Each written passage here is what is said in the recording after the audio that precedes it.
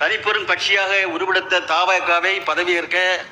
அழைக்க வேண்டிய கடமைகளை நிறைவேற்றாமல் தமிழக ஆளுநர் மறைமுகமாக குடியரசுத் தலைவர் ஆட்சியை கடிப்பதற்காக சதித்திட்டத்தை நிறைவேற்றும் வகையில் அவரது செயல்பாடுகள் அமைந்திருந்தன. தமிழக மக்களின் தீர்ப்புக்கு மாறாக குடியரசுத் தலைவர் ஆட்சி அமைக்கப்படும் ஆபத்திலிருந்தும் தமிழ்நாட்டை காப்பாற்றும் நோக்கத்தோடும் தவேக தலைவர் மக்களின் மாநிலத்தின் வளர்ச்சி என்ற குறிக்கோளோடு நிலையான ஆட்சி அமைக்க தனக்கு ஆதரவளிக்க வேண்டும் என கேட்டுக்கொண்டதன் அடிப்படையில் மார்க்சிஸ்ட் கம்யூனிஸ்ட் கட்சி இந்த அரசிற்கு வெளியிலிருந்து ஆதரவளிப்பெற முடிவு செய்தது. அதேபோன்று தமிழகத்திற்கு ஒன்றிய அரசிடமிருந்து கிடைக்க வேண்டிய வரி வகையில் உரிய பங்கு கிடைப்பதிலும்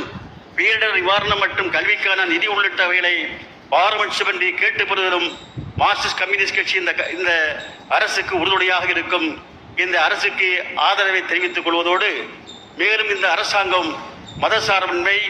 எளிய மக்களை உள்ளடக்கிய பொருளாதார வளர்ச்சி, கூட்டாட்சி, சமூக நீதி கோட்பாடுகளை உயர்த்தி பிடிக்கவும் தமிழக சட்டமன்றம் பாரம்பரியமாக கடைபிடிக்கப்படும் மரபுகளையும் மாண்புகளையும் உயர்த்தி பிடிக்கவும் ஏழை எளிய உழைப்பாளி மக்களின் விருப்பத்தை நிறைவேற்றுகிற வகையில் திறம்பட செயல்பட வேண்டும் என மார்க்சிஸ்ட் கம்யூனிஸ்ட் கட்சியின் சார்பில் தெரிவித்து